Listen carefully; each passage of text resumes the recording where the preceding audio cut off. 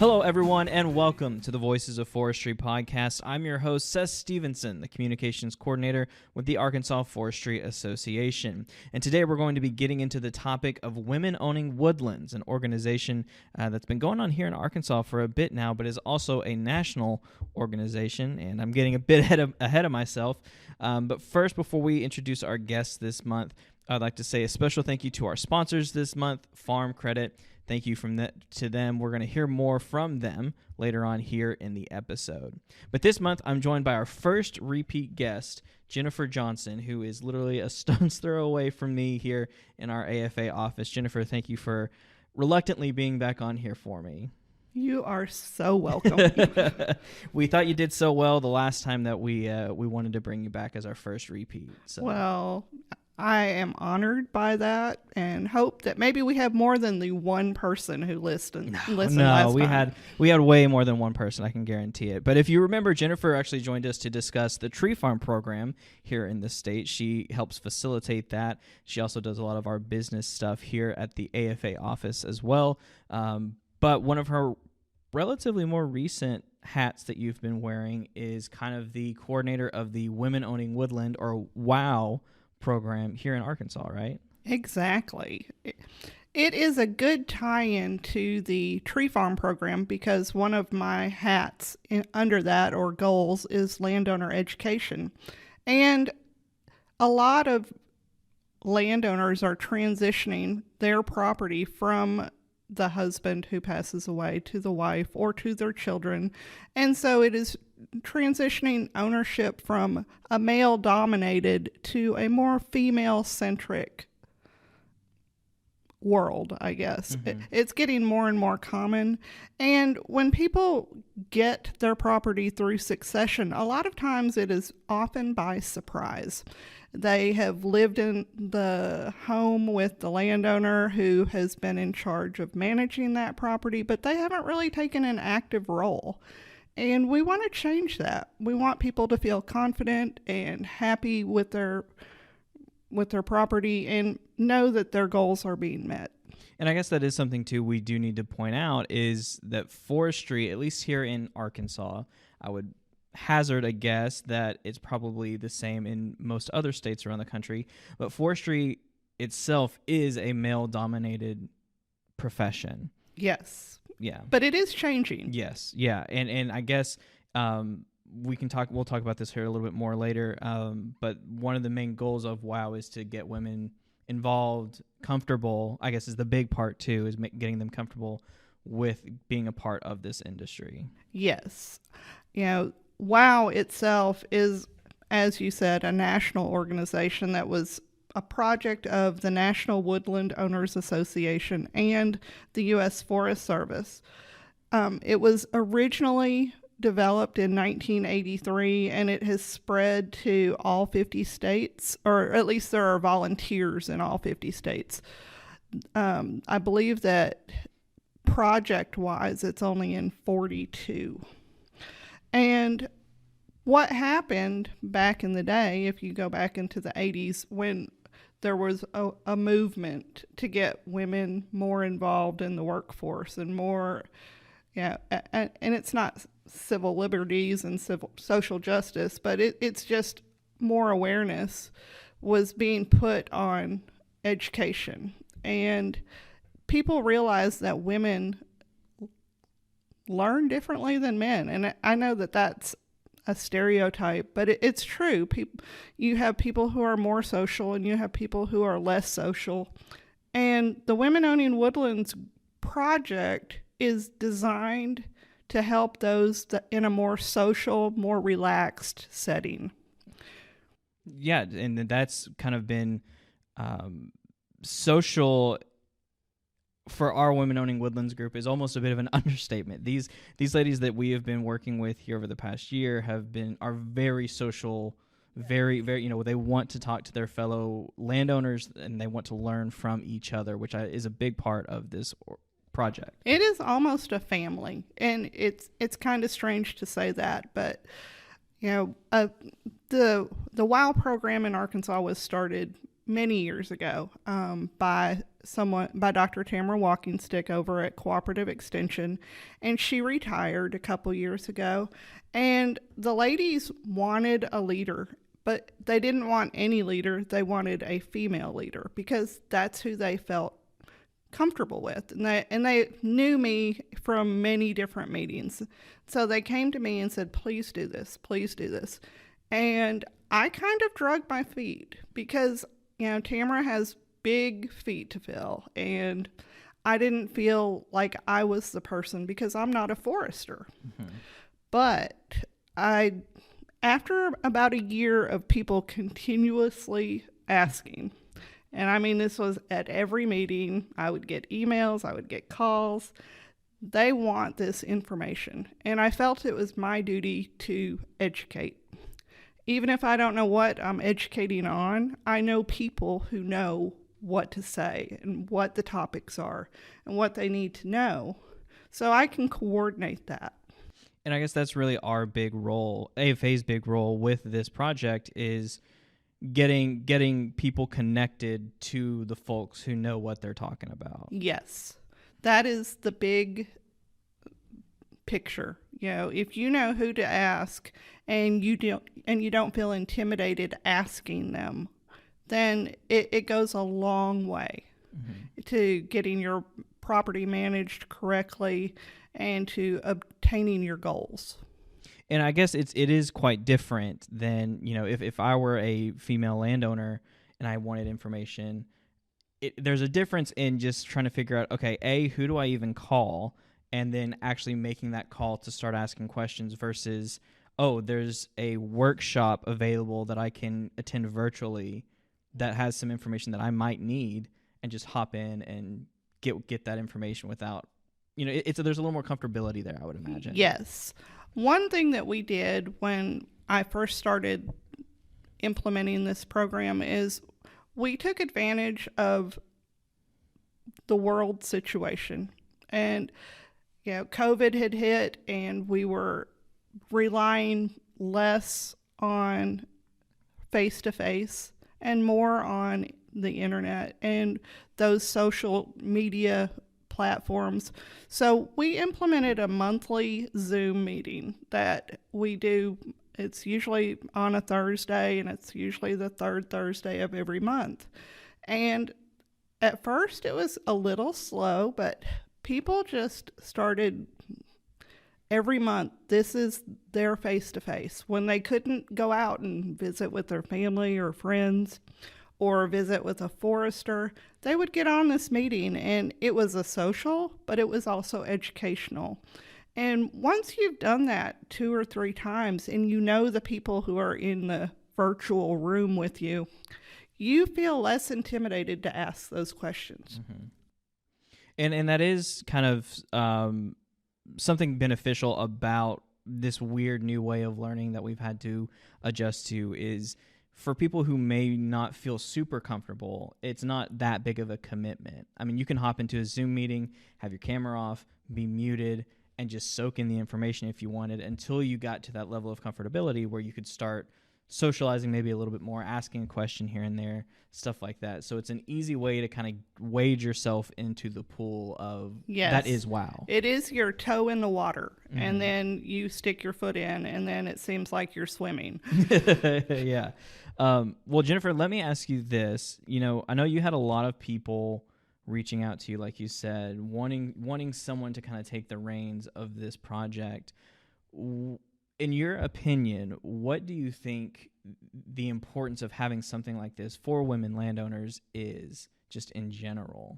Why do you think there was such a need, such a clamor to have this back? I think that the ladies and men, because even though it's a women-owned Woodlands group, there are several men who participate. I think that they enjoy the social aspect of it. But also it is because it's a networking thing.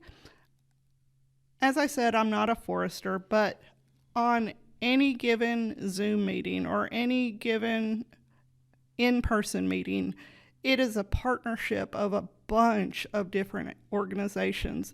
There will be people from the Forestry Division and Quail Forever and Pheasant Forever and Game and Fish and Cooperative Extension. And so it's a clearinghouse. You can come to one meeting and ask one person something and have 10 answers. Mm-hmm. And if you can get to those professionals in such a setting like that and have a conversation rather than going to one person and then going to another office and repeating yourself and getting different answers and different timelines, it makes a difference in the way that you approach the project at large. Mm-hmm. Okay. Well, I'll tell you what, Jennifer, before we keep going, let's take a quick break. We're going to hear a little bit more from our sponsors this month over at Farm Credit. Farm Credit understands all things ag, including timber. Rural America has trusted Farm Credit for reliable, long-term financing for more than 100 years. Financing farms, timber, rural homes, agribusinesses, and more is all they do, which means they do it really well. Farm Credit is committed to the timber industry. They have experienced staff who understand the financing needs of timber producers and timber operations. Call Farm Credit today for long-term competitive rates that'll support your timber operations success. Farm Credit of Western Arkansas, the timber lending specialist, equal housing lender. Thank you again, Farm Credit, for your support of the show. So, Jennifer, we've talked a lot about, how WOW kind of got started in the state and just nationally. And we've touched a little bit on what we've been doing here in Arkansas with our virtual lunch and learns. But we recently actually had the first in-person WOW conference here at the end of October. Well, we had our first, yes. I keep having to remind myself that this started with the Cooperative Extension, correct, before we came on and helped them with this project. Yes. WOW is, not really our project. It is a project. It's a collaborative project that we just didn't want to die. Mm-hmm. And we saw the need, so we stepped up and we put our boots on and we did it. And with the online workshops that we were doing, we had originally scheduled an in-person workshop, and because we had received a grant to fund that. And then COVID hit and it got pushed back.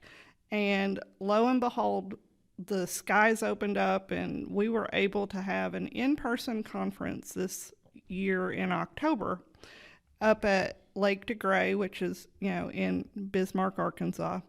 And we had to limit the number of attendees so that way we could socially distance and be socially responsible, but the result was phenomenal. Mm-hmm. We had people from it was focused on pollinators and bees, which is of course a good forest management activity, and the comments and reviews were just outstanding. We had about 7 different speakers who came in and talked about every aspect of it. And we had a lot of hands-on workshops. People even tasted different kinds of honey and made bee houses. And it put the hands-on put the practice and the knowledge all together, if that makes sense. No, yeah, for sure. And it's quite different because I've been on helping from a technical standpoint with all of the lunch and learns, and I was helping at the conference with some technical aspects. But there is a quite a different feel and vibe going from us since we've been doing the WOW stuff, from the virtual lunch and learn to an in-person 2-day event. Yes, it was an overnight in-person event. And the funniest part to me is when I have my cohorts, the professionals from other organizations who are there speaking, and they come up to me and say, "This is the most fun workshop I've ever had. This is the best thing that I've ever done as far as a workshop," because people ask questions, they're engaged, they learn. And to see the professionals get enthusiastic because the participants are enthusiastic, it's just really rewarding. Yeah. It's almost like what you hear when people say entertainers, going from doing stuff virtually, if they have been, to being in front of a live audience. They can kind of feed off of that energy a little bit, which only makes the experience that much better for the participants. And I guess that's one thing that I kind of want to touch on too. With this podcast, we've been offering a different way for people to take in information. We've been offering the virtual lunch and learns for our WOW participants to take in information. But ultimately, no matter who you are, where you're from, if you're in Arkansas or not, there are multiple ways to learn about what we do in the woods. If you want to do like a podcast, that's fantastic. We love that, obviously. But that's kind of a way to take in information. If you want to be more social, there are workshops and things like a WOW conference where you can go and feel a little more comfortable and get a little more hands-on. Yes. So, and I guess that's ultimately the main goal of WOW, is to just provide an alternative way of learning. Yes. And that is our goal at the association, and part of the Tree Farm program and part of the AFA Education Foundation.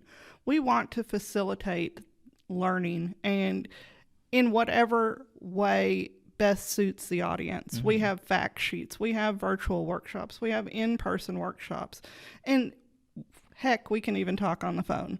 If you have questions and you don't know who to ask, call us. That's what we are here for. We are the voice of forestry. We want to make sure that you are doing everything that you need to do to manage your timberland sustainably. We want you to be successful. We want you to be utilizing the professionals that are out there to assist you. That's what it's all about. And what is some advice, maybe, Jennifer, that you have if there's someone who's listening to this episode right now, a woman landowner who is maybe a little on the fence or isn't quite sure, maybe feels a little intimidated about what they want to do? What's some advice that you can maybe help them along? Ask questions. Surround yourself with people who know what they're talking about, and don't be afraid, because no one in this profession that I've met, and I've been in here for a long time now, no one is intimidating, or they shouldn't be. They may appear intimidating, but I bet when you meet them, they're like the big cuddly bear, not the grizzly bear. There's just that rough, crusty exterior you kind of have to punch through a little bit. There's a saying that foresters become foresters so they can talk to the trees and they don't have to talk to people. And I kind of believe that sometimes because a lot of the guys that I know have the biggest hearts, but they do not have the biggest personalities. So, but if you get them talking, if you ask them a question, they will start talking, and they know their stuff, and they are just going to help. And if you have a question and you don't know who to ask me or ask AFA, and we will help you. That's my biggest piece of advice. Don't be afraid. And we've been talking a lot about what we've been doing here in Arkansas, and it sounds probably a little bit like tooting our own horns, but there are other avenues. If you, again, do not live here in the state of Arkansas, or if you live somewhere else in the United States, there are organizations like WOW out there that you can reach out to, do a little research, see what is available to you in your state. I know there's another group, Forestry is another big one, I believe, in a couple states here in the Southeast. Forestry is it's in Alabama and North Carolina. As I said earlier, Women-Owned Woodlands is in 42 states. And if you go to womenowningwoodlands.net, there's a website, it's the national website, and you can look at it by region, and it has a listing of service providers in your area, and it gives you their contact information and the links to their websites. And all it starts with, again, we've been preaching this since day one, but all it takes is a phone call, a quick email, just, something to reach out, start asking questions like Jennifer was saying, and you'll probably be pretty surprised at where it takes you. So yeah, I think you'll be happily surprised. Awesome. Well, Jennifer, is there anything else that you want to add? I know we've got more of our lunch and learns coming up for the rest of this year and into next year, but is there anything you want to throw in here before we shut her down? If you come to the AFA website, which is arcforests.org, you can see our calendar and you can join our, even if you're not in Arkansas, join the Zoom. I'm happy to have you. Yeah, I think we've had a couple of out-of-state folks join us a couple of times now. Yeah. We've had many, actually. Mm-hmm. Yeah, so the information's all good no matter where you're at. There is a quick register process. It's free to do that. We just want to make sure we have a record of who's joining us. So, yeah, visit our website. That's arkforests.org. Our calendar is right there in the bottom right-hand corner of the screen. You can kind of see some of the events coming up. The next one, I believe, is on December 9th. So here in a couple days. And a lot of the topics that we discuss or that are discussed during those events are similar to some of the topics we've discussed here on the podcast, actually. Yes. Yeah.